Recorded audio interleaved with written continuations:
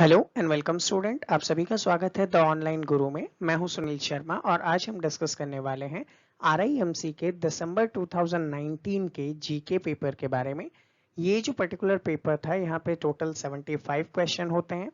इस 75 क्वेश्चन को मैंने 25 क्वेश्चन के तीन पर्टिकुलर पार्ट में बाइफरकेट किया है, जहां पे पार्ट 1, पार्ट 2 एंड पार्ट 3 में आप लोग इसका डिटेल्ड सॉल्यूशन देख सकते हैं। साथ ही साथ मैं ये रिक्वेस्ट करूंगा कि आप लोग एक नोटबुक एंड कॉपी या कुछ भी लेकर बैठें, ताकि आप लोग जो एडिशनल इंफॉर्मेशन प्रोवाइड करवाई जा रही है उसको नोट डाउन कर सकें, क्योंकि इससे रिलेटेड बहुत सारी चीजें जो होंगी फैक्ट में, वो आप लोगों के लिए निकल कर आएंगी, जो कि इंपॉर्टेंट होता है एग्जामिनेशंस के पॉइंट पे।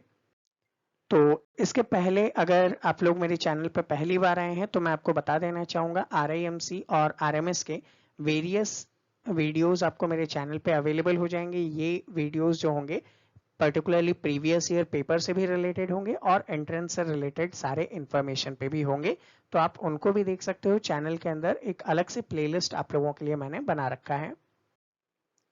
आते हैं हमारे आज के पहले क्वेश्चन में, जहां पे बताया गया है, क्वेश्चन में पूछा गया था आपसे कि आपको एक ऐसे इंडियन राइटर का नाम बताना था जिसे अवार्ड दिया गया है रैमन मैग्सेसे अवार्ड 2019 का। ठीक है, रैमन मैग्सेसे अवार्ड 2019 दिया गया था उस जर्नलिस्ट को जिसे नाम दिया गया है harnessing journalism to give voice to the voiceless. ठीक है, वॉइस टू द वॉइसलेस। तो यहाँ पे आपका जो करेक्ट आंसर है वो हो जाएगा बच्चों, देखो, रवीश कुमार। ठीक है, मैग्सेसे अवार्ड के बारे में अगर मैं बात करूं तो ये अवार्ड देना स्टार्ट किया गया था 1957 से। ठीक है, और ये जो 1957 से अवार्ड दिया जा रहा है वो फिलीपाइंस के, ठीक है, फिलीपाइंस के जो प्रेसिडेंट थे, ठीक है, यहाँ के प्रेसिडेंट रैमन डेल फेरो मैग्सेसे, ठीक है, इनके ऑनर में ये पर्टिकुलर अवार्ड दिया जाता है। ठीक है, इंडिविजुअल पर्संस को या किसी ऑर्गेनाइजेशन को जो कि कहाँ होता हो, एशिया के अंदर स्टैब्लिश है। ठीक है, और ये जो अवार्ड है पर्टिकुलर इन्फ्लुएंसिंग अवार्ड होता है। ठीक है, यहाँ पे अगर बात करें तो इसी अवार्ड को एशिया का नोबेल प्राइज भी कहा जाता है। ठीक है, एशिया का नोबेल प्राइज भी कहा जाता है इस अवार्ड को। तो ये भी आपके लिए इंपॉर्टेंट होगा। तो 2019 में ये अवार्ड रैमन मैग्सेसे जो है वो दिया गया था रवीश कुमार को। क्वेश्चन में यहाँ पूछा गया है कि where has been the Indian first space museum. ठीक है, तो भारत का पहला जो स्पेस म्यूजियम है वो इनमें से किस जगह पे स्टैब्लिश किया गया था। तो देखिएगा, यहाँ पे आपका जो सही आंसर है वो है हैदराबाद। बात करेंगे इंडिया के फर्स्ट स्पेस म्यूजियम के बारे में, तो ये हैदराबाद में स्टैब्लिश किया गया था 20th ऑफ अगस्त 2019 में। ठीक है, तो देखो, ये जो सारे इवेंट है ये सारे करंट अफेयर्स से रिलेटेड इवेंट है। ठीक है, तो करंट अफेयर्स आपके एग्जामिनेशन का बहुत अच्छा पार्ट होता है। ठीक है, और इसी के लिए मैं ईच एंड एवरी संडे को 10:15 AM मॉर्निंग में आप लोगों के लिए करंट अफेयर्स के सेशन भी करता हूं, जो कि आपके एग्जाम में हेल्पफुल होंगे, तो आप उसे भी देख सकते हैं। ये जो पर्टिकुलर म्यूजियम यहाँ पे इनॉग्रेट किया गया है हैदराबाद के अंदर, बेसिकली यहाँ पे एग्जीबिशन के लिए बहुत सारी चीजें रखी गई है। जस्ट लाइक मैं बोल दूं आपको, GSLV से रिलेटेड GSLV MK2 यहाँ पे अवेलेबल है, GSLV MK3 यहाँ पे अवेलेबल है। ठीक है, ये पर्टिकुलरली रॉकेट लॉन्चिंग व्हीकल है। ठीक है, दैट मीन्स उन सैटेलाइट्स को ले जाने वाला व्हीकल है ये पर्टिकुलर व्हीकल। इसको हम इसरो का बाहुबली भी कहते हैं। ठीक है, तो दैट पॉइंट पे भी आपके लिए इंपॉर्टेंट हो जाएगा कि अगर नाम आ जाता है इसरो का बाहुबली किसे कहते हैं, तो इंपॉर्टेंट है GSLV MK3 का यहाँ पे। ठीक है, साथ ही साथ यहाँ पे जो चंद्रयान है, ठीक है, ये चंद्रयान भी अवेलेबल किया गया है, ये रखा गया है। मार्स ऑर्बिटर मिशन वो भी यहाँ पे आपको डेमोन्स्ट्रेशन के लिए रखा गया है। तो अगर आप लोग यहाँ पे जाते हैं तो इन सभी चीजों को देख सकते हैं। ठीक है, क्वेश्चन यहाँ पे जो पूछा गया है कि किस फुटबॉल क्लब ने यहाँ पे 2019 का डूरंड कप जीता था। ठीक है, तो 2019 का जो डूरंड कप है ये जीता था गोकुलम केरला ने।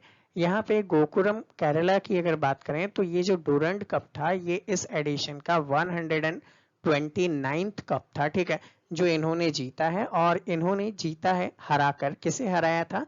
तो अगर ये भी क्वेश्चन हो तो देखो, मोहन बागान जो है वेस्ट बंगाल से रिलेटेड है, इनको इन्होंने यहाँ पे हराया था। और ये जो पर्टिकुलर मैच है डूरंट कप का, ये ऑर्गेनाइज किया गया था सॉल्ट लेक स्टेडियम में, ठीक है। सॉल्ट लेक स्टेडियम के अंदर ये ऑर्गेनाइज किया गया था, जहां पे 25 अगस्त के दिन 2019 में क्या हुआ था, 129th डूरंट कप जो है उसे गोकुलम केरला ने जीता था, ठीक है। यहाँ पे अगला क्वेश्चन आपसे पूछा गया है कि किस कंट्री ने जीता है आईसीसी का मेन वर्ल्ड कप 2019, ठीक है। तो यहाँ पे आईसीसी का जो वर्ल्ड कप 2019 है, ये सबसे पहले तो ऑर्गेनाइज कहाँ किया गया था उसके बारे में देखते हैं।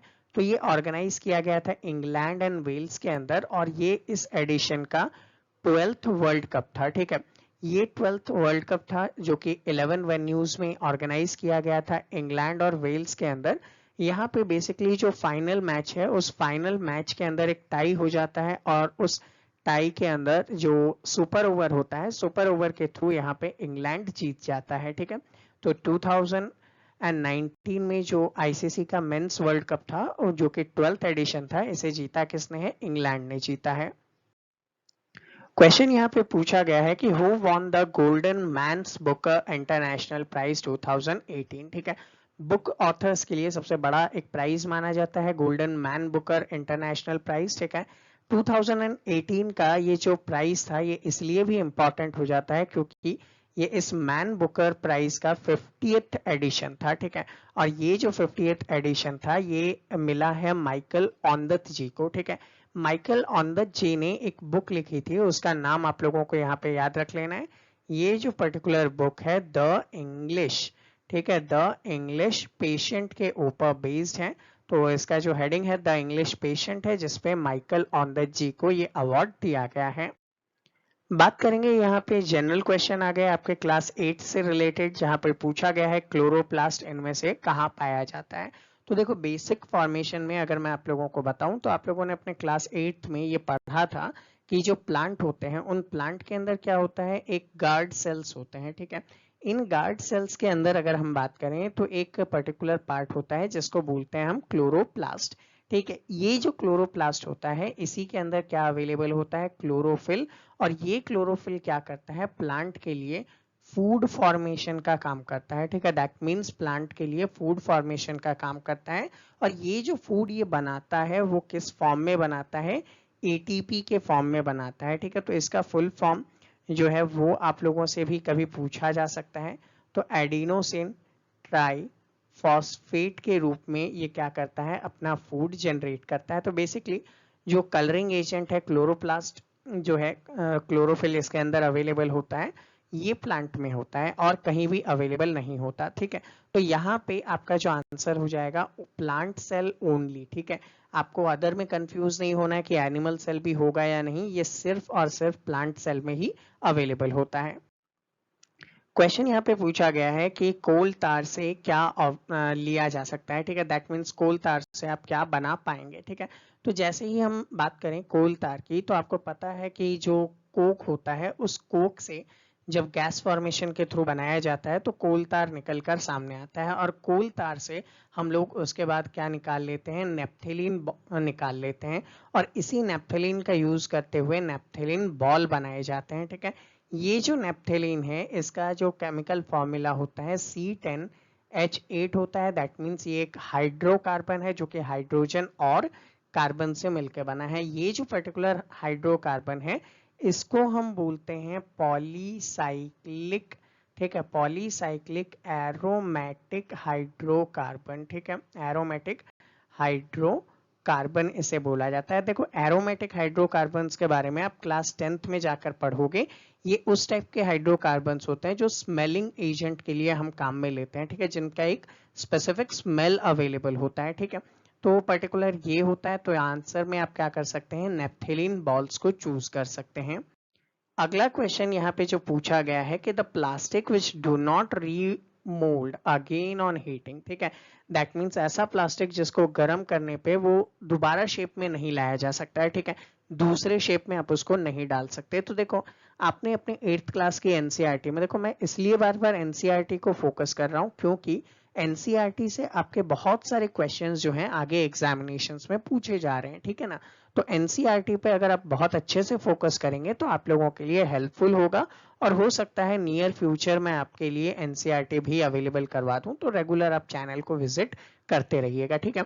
तो वहां पे आप लोगों ने पढ़ा होगा कि प्लास्टिक जो है वो दो टाइप के होते हैं, एक तो होता है थर्मोप्लास्टिक और सेकंड होता है हमारे पास थर्मोसेटिंग प्लास्टिक। बात करेंगे थर्मोप्लास्टिक की, तो जो डीफॉर्म हो जाता है इजीली गर्म करने पे, ठीक है।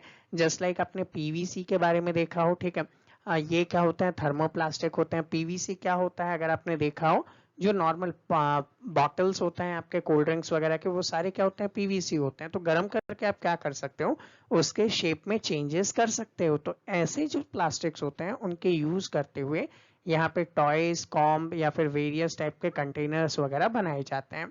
जबकि सेकंड जो टाइप है आपका थर्मोसेटिंग प्लास्टिक, ये जब गर्म करते हैं तो सॉफ्ट नहीं होता हीट करने पे, ठीक है। दैट मीन्स ये कह सकते हैं कि रिमोल्ड नहीं होता। तो इस क्वेश्चन का आंसर तो यहाँ पे थर्मोसेटिंग प्लास्टिक हो जाएगा। ये जो एग्जाम्पल होते हैं वो होते हैं बैकेलाइट और मेलामाइन। बैकेलाइट वो होते हैं जो इलेक्ट्रिसिटी के, आपने घर में स्विचेस देखे होंगे, ठीक है।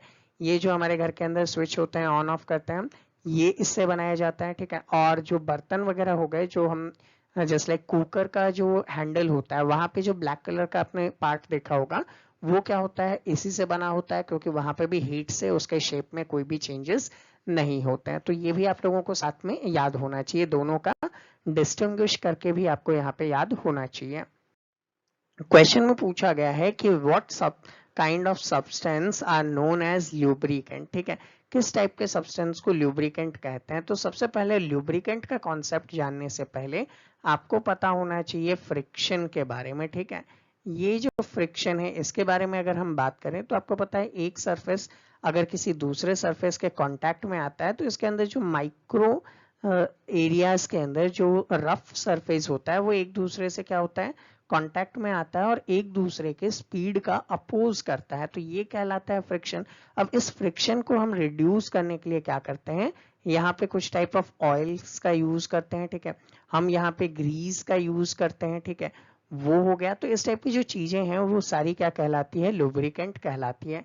मींस लुब्रिकेंट एक ऐसा सब्सटेंस है जो फ्रिक्शन को रिड्यूस करने में काम आता है। तो यहाँ पे ऑप्शंस में देखेंगे तो option number C better suitable है, that reduce friction. Okay, question में यहाँ पे पूछा है आपसे कि the substance which have very low ignition temperature, ठीक है। अब इग्निशन टेम्परेचर के बारे में थोड़ा सा आइडिया होना चाहिए आपको। अगर पता है कि कहीं भी आपको फायर जनरेट करनी है, तो फायर के लिए तीन इंपॉर्टेंट फैक्टर आपको चाहिए। पहला तो क्या होगा, फ्यूल होगा, ठीक है। सेकेंड थिंग यहाँ पे क्या होगा, ऑक्सीजन रिक्वायर्ड है, ठीक है। जो चीज जलेगा वो इंपॉर्टेंट होता है, और जलने के लिए हेल्पफुल गैस कौन सी है, ऑक्सीजन है। और थर्ड इंपॉर्टेंट थिंग कि उस फ्यूल में जो फायर है वो ब्रस्ट कैसे होगा, तो वहां पे इग्निशन टेम्परेचर, ठीक है, वहां पे इग्निशन टेम्परेचर जो है वो इंपॉर्टेंट रोल प्ले करता है। और ये जो इग्निशन टेम्परेचर होता है ये अलग अलग फ्यूल के लिए अलग अलग हो सकता है। जैसे कि अगर मैं आपको बोलूं कि आपको क्या करना है, जो पेट्रोलियम है, ठीक है, तो पेट्रोलियम में अगर आपको आग लगाना है तो आपको एक मैच बॉक्स इनफ होगा, ठीक है। जबकि अगर आप यहाँ पे देखेंगे कि जो आपके पास गैस सिलेंडर है, ठीक है, हम गैस को जब ऑन करते हैं तो वहां पे लाइटर में जो छोटा सा स्पार्क होता है वही गैस इग्निट करने के लिए सफिशिएंट है। जबकि यही अगर मैं आपको बोल दूं कि आपको वुड को जलाना है, तो दैट मीन्स आपको ह्यूज अमाउंट ऑफ फायर की रिक्वायरमेंट होगी। तो ये जो टेम्परेचर उसको बर्न करने के लिए प्रोवाइड करवाते हैं, उसी टेम्परेचर को हम कहते हैं इग्निशन टेम्परेचर। तो इनमें से किसी का अगर लो इग्निशन टेम्परेचर है तो क्या होगा, जितना लो इग्निशन टेम्परेचर होगा वो उतना इजीली क्या होगा, जल जाएगा। दैट मीन्स यहाँ पे दैट कैचेस फायर इजीली आपका आंसर हो जाएगा। यहाँ पे बहुत सारी चीजें होती हैं। एग्जाम्पल के रूप में अगर हम बोलें कि पोटेशियम हो गया, ठीक है, और अगर मैं बोलूं आपको फॉस्फोरस के बारे में, तो ये जो है इनका बहुत कम इग्निशन टेम्परेचर होता है। इवन ये रूम टेम्परेचर पे भी बर्न हो सकते हैं। दैट मीन्स आपने बस केरोसिन से बाहर निकाला और आग लग गया। तो इस टाइप की चीजें भी इन्वायरमेंट में अवेलेबल है।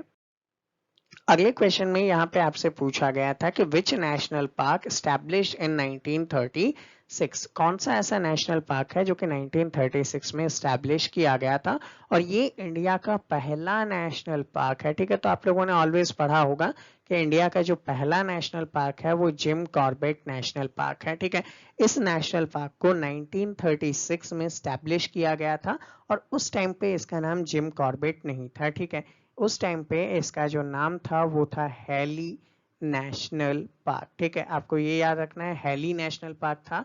क्यों था? क्योंकि इसके जो फाउंडर थे सर मैल्कम हैली। ठीक है, तो उनके नाम पे इसको बनाया गया था क्योंकि टाइगर प्रिजर्वेंस से रिलेटेड वो बहुत वर्क करते थे।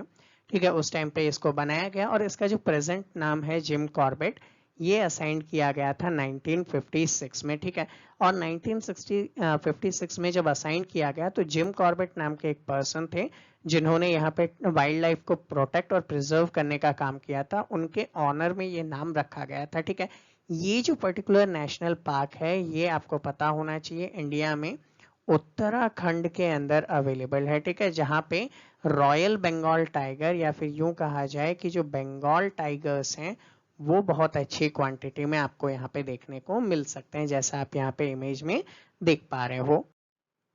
अगला क्वेश्चन आपसे पूछा गया है कि rabi crop is sown in which month. तो देखो अगेन ये आपकी एनसीईआरटी का क्वेश्चन है। ठीक है ना, कि रबी क्रॉप किस मंथ में आता है। तो देखिए रबी क्रॉप जो होता है ये होता है विंटर सीजन में। तो इसको जब हम शो करते हैं, ठीक है, इसे शोन किया जाता है विंटर सीजन में। ठीक है, और जो इसका हार्वेस्टिंग जो है, हार्वेस्टिंग सीजन जो है जब हम इससे फ्रूट या सीड वगैरह लेते हैं वो क्या होता है, स्प्रिंग सीजन होता है। तो अगर आप देखेंगे विंटर सीजन इनमें से कौन सा ऑप्शन होगा, तो अक्टूबर नवंबर में इसे यहाँ पे हम शो करते हैं। ठीक है, सेकंड थिंग, इनमें इंपॉर्टेंट क्रॉप क्या क्या है।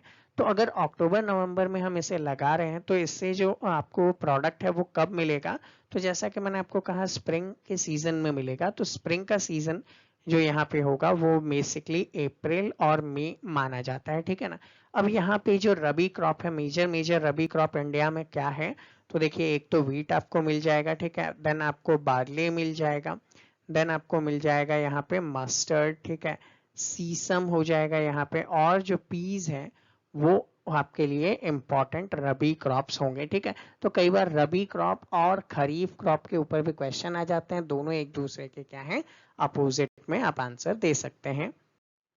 क्वेश्चन पूछा गया अल नीनो फिनोमिना क्या है। देखो अल नीनो फिनोमिना एक बहुत बड़ा कॉन्सेप्ट है, बट मैं इसको शॉर्ट में समझाने का कोशिश करूंगा। आपको ये पता है कि high air pressure to low air pressure क्या होता है, एयर का मूवमेंट होता है। नॉर्मल ईयर की अगर मैं बात करूं तो ये जो पैसिफिक ओशन का रीजन है, यहाँ पे साइक्लिक मूवमेंट जो आप देख पा रहे हैं ये इस फेज्ड मैनर में चलता रहता है। ठीक है, यहाँ से कोल्ड ब्रीज आती है और ये इस जगह को जाकर फिल कर देती है। लेकिन जब अल नीनो का इफेक्ट होता है तो अल नीनो के इफेक्ट में इस जगह पे क्या होता है, ज्यादा गर्मी हो जाती है। ठीक है, और जब यहाँ पे ज्यादा गर्मी होगी तो यहाँ पे लो एयर प्रेशर क्रिएट होगा, तो उसे फिल करने के लिए इस एरिया से यहाँ पे एयर जो है वो आएगा। तो ये जो पर्टिकुलर साइक्लिक मूवमेंट हो जाएगा वो थोड़ा सा चेंज हो जाएगा। तो ऐसे चेंज होने से क्या होता है, हमारा वेदर का जो पैटर्न है वो भी चेंज हो जाता है, और बेसिकली ये ईच एंड एवरी 4 ईयर पे ऐसा देखने को मिलता है। तो आपको बेसिकली याद रखना है कि ये फिनोमिना कहाँ होता है, तो पैसिफिक ओशन में होता है। क्वेश्चन पूछा गया है कि which of the following cities is not located on the bank. Not located की बात की गई है ऑन द रिवर गंगा। तो यहाँ पे देखो एक डायग्राम मैंने आपके लिए यूज किया है जिनसे आपको याद रखना है कि ये सारी जो सिटीज हैं वो कहाँ पे है, गंगा रिवर के बैंक पे अवेलेबल है। ठीक है, तो देखोगे आप यहाँ पे देवप्रयाग होगा, ऋषिकेश होगा, हरिद्वार, कानपुर, इलाहाबाद, पटना, वाराणसी एंड कैलकाटा जो है रिवर गंगा के बैंक पे अवेलेबल है। लेकिन आगरा जो है वो अवेलेबल नहीं है, आगरा यमुना रिवर के बैंक पे अवेलेबल है। ठीक है, तो इस पर्टिकुलर क्वेश्चन का आंसर हम यमुना करेंगे। ठीक है, अगला क्वेश्चन यहाँ पे पूछा गया विच of the following river crosses the equator 2 times. तो सबसे पहली चीज इक्वेटर क्या, तो आपने देखा होगा ये हमारा अगर अर्थ है तो हमने इस पे कुछ इमेजिनरी लाइन ड्रॉ की है। ठीक है, 0 डिग्री, ये जो पर्टिकुलर लाइन है इसी को हम क्या बोलते हैं, इक्वेटर बोलते हैं, जो कि अर्थ को northern hemisphere and southern hemisphere में बाइफरकेट करता है। तो यहाँ पे जो नॉर्दर्न हेमिस्फेयर है और जो साउदर्न हेमिस्फेयर है इनको बाइफरकेट करने वाली इस लाइन को हम क्या बोलते हैं, इक्वेटर के नाम से जानते हैं। तो ऐसी कौन सी रिवर है जो इस इक्वेटर को 2 टाइम्स क्रॉस करती है, और उनमें भी मेजर रिवर की बात कर रहा है।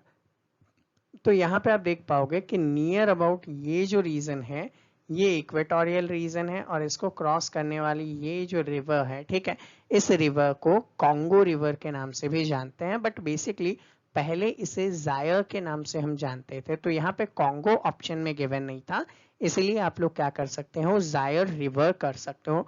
इस पर्टिकुलर रिवर की जो टोटल लेंथ है वो 4370 किलोमीटर लेंथ है, जो समझ पा रहे होगे कि बहुत ज्यादा लेंथ होता है, ठीक है। ये जो इससे रिलेटेड बेसिन है वो अफ्रीका का, तो कॉन्गो जो बेसिन है, ठीक है, यहाँ पर मैं लिख दूं कॉन्गो बेसिन। देखो बेसिन क्या होता है, किसी भी रिवर के आसपास का जो रीजन होता है, ठीक है।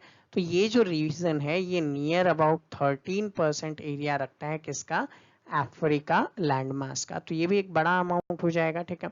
कॉन्गो रिवर आपके लिए इंपॉर्टेंट हो जाएगा, जो कि सेकंड लॉन्गेस्ट रिवर है अफ्रीका का, ठीक है। तो फर्स्ट लॉन्गेस्ट कौन है आपको ये भी पता होना चाहिए।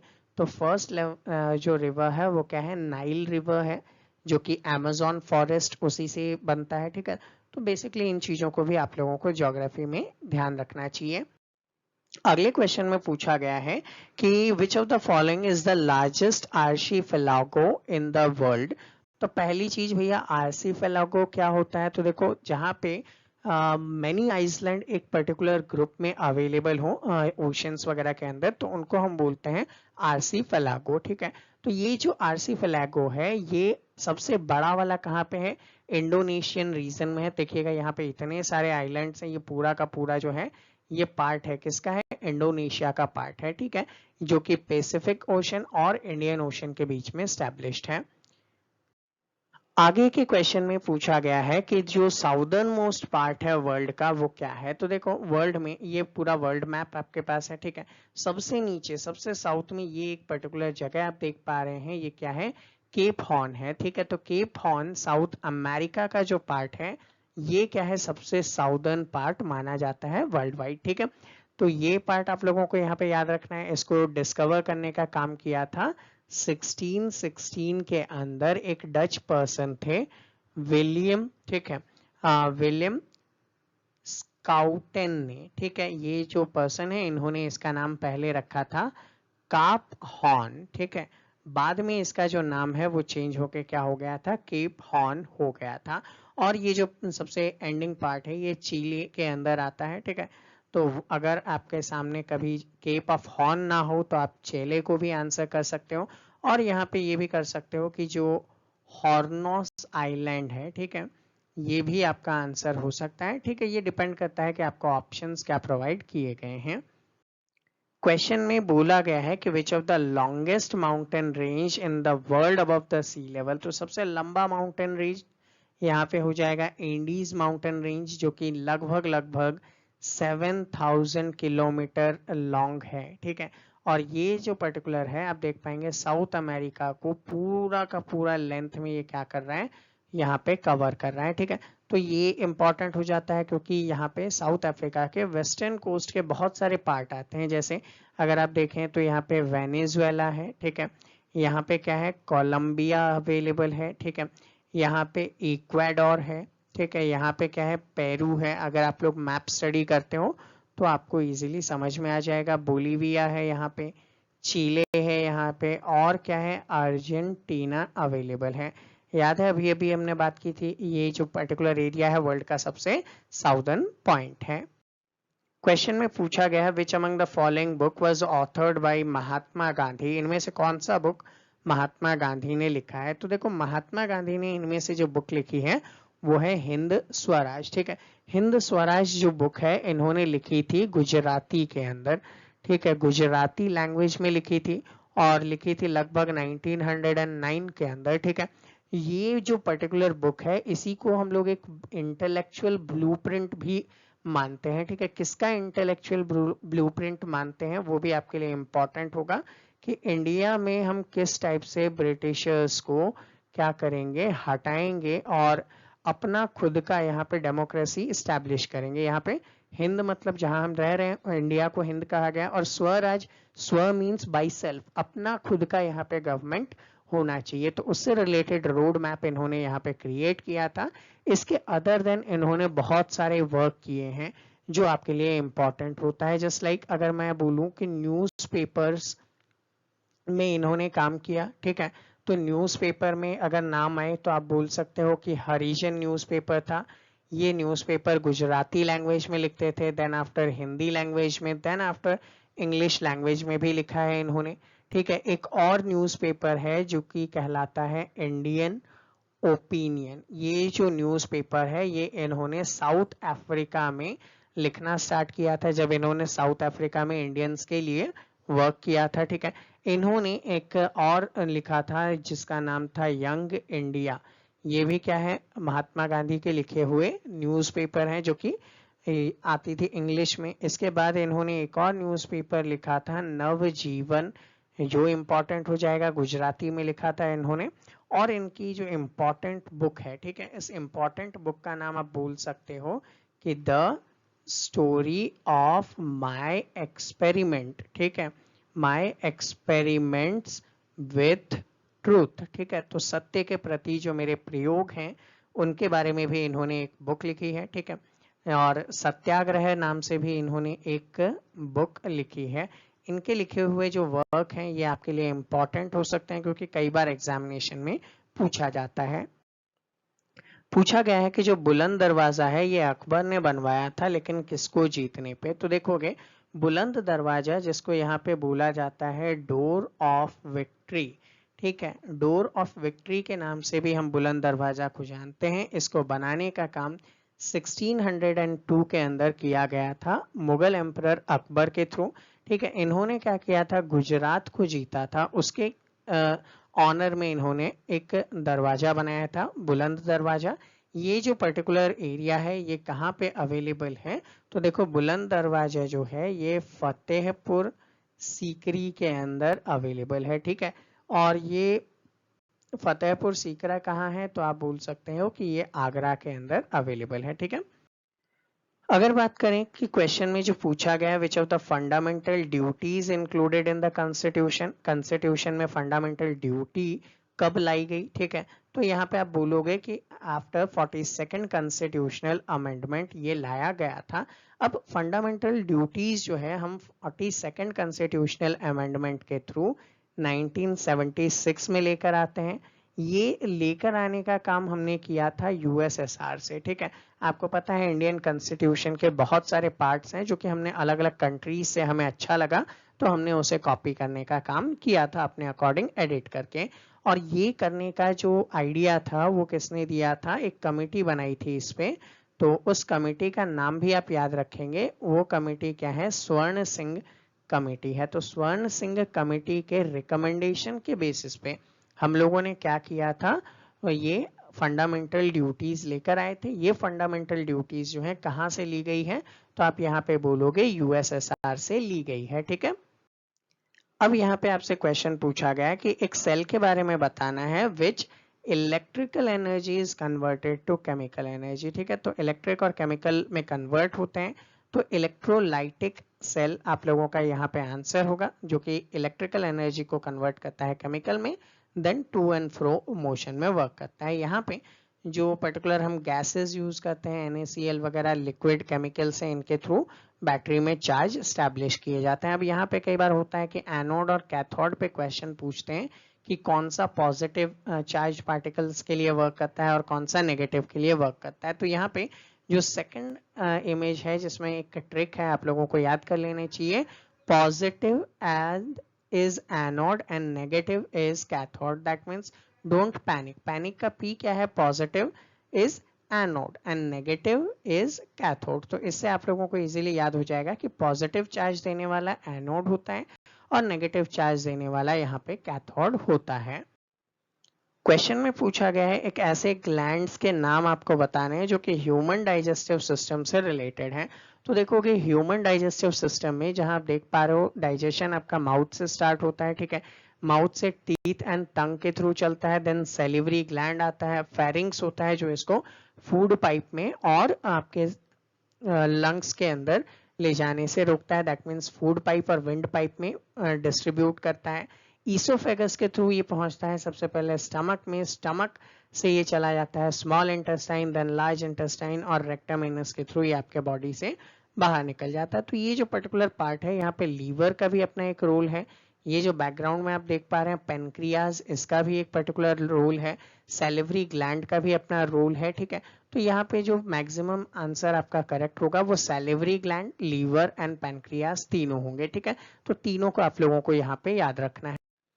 क्वेश्चन में पूछा गया विच of the following is not an element. देखो एलिमेंट सबसे पहले क्या होता है, तो एलिमेंट जो प्योर सब्सटेंस होते हैं, ठीक है। यहाँ पे क्या होते हैं, प्योर सब्सटेंस यहाँ पे अवेलेबल होते हैं which can not be break down by any chemical means, ठीक है। आप केमिकल फॉर्मूला के थ्रू उनको ब्रेक डाउन नहीं कर सकते। तो यहाँ पे आपका जो करेक्ट आंसर हो जाएगा वो हो जाएगा ब्रास। रीजन क्या है, क्योंकि ब्रास जो होता है वो बना होता है कॉपर से और कॉपर के साथ यहाँ पे जिंक मिला के बनाया जाता है। दैट मीन्स ब्रास क्या है, एक एलॉय है, ठीक है। और पूछा क्या है, not an element, that means it could be N alloy. तो आपका आंसर क्या हो जाएगा, ब्रास हो जाएगा। क्वेश्चन में पूछा गया है if air is called green, ठीक है। तो एयर को हमने ग्रीन बोल दिया, ग्रीन को हमने रेड बोल दिया, रेड को हमने सी बोला, सी को हमने ब्लू बोला और ब्लू को हमने बोला वाटर। वाटर को हम बोल देते हैं पिंक। तो आपसे पूछा गया what is the colour of grass. तो सबसे पहले देखो कलर ऑफ ग्रास क्या होता है, ग्रीन। तो यहाँ पे क्या है, ग्रीन इज कॉल्ड रेड। तो आपका क्वेश्चन में सिंपल आंसर क्या है, रेड हो जाएगा। तो ऐसे एनालॉगी के क्वेश्चन भी चैनल पे अवेलेबल हैं, ठीक है। ऐसे डिस्टेंस डायरेक्शन के भी अवेलेबल हैं, वो सारी चीजें भी आप लोग देख सकते हो, हेल्पफुल होंगे। तो स्टूडेंट ये था हमारा आज का first part. Second and third part भी आप लोगों के लिए चैनल पे अवेलेबल है, आप उनको भी देख सकते हैं, ठीक है। ज्यादा से ज्यादा वीडियो को लाइक और शेयर कीजिए, लोगों को भी बताइए, उनकी भी हेल्प होगी इस वीडियो के थ्रू, ठीक है। और इस चैनल को सब्सक्राइब कर लीजिएगा ताकि आपको फर्दर अपडेट्स भी मिलते रहें। अगर आप मुझे फॉलो करना चाहते हैं तो यूट्यूब पे, टेलीग्राम पे, फेसबुक पे और इंस्टाग्राम पे द ऑनलाइन गुरु सर्च करेंगे, इस लोगों के साथ आप मुझे फॉलो कर सकते हैं। मिलेंगे आपसे अगले वीडियो में, तब तक के लिए जय हिंद।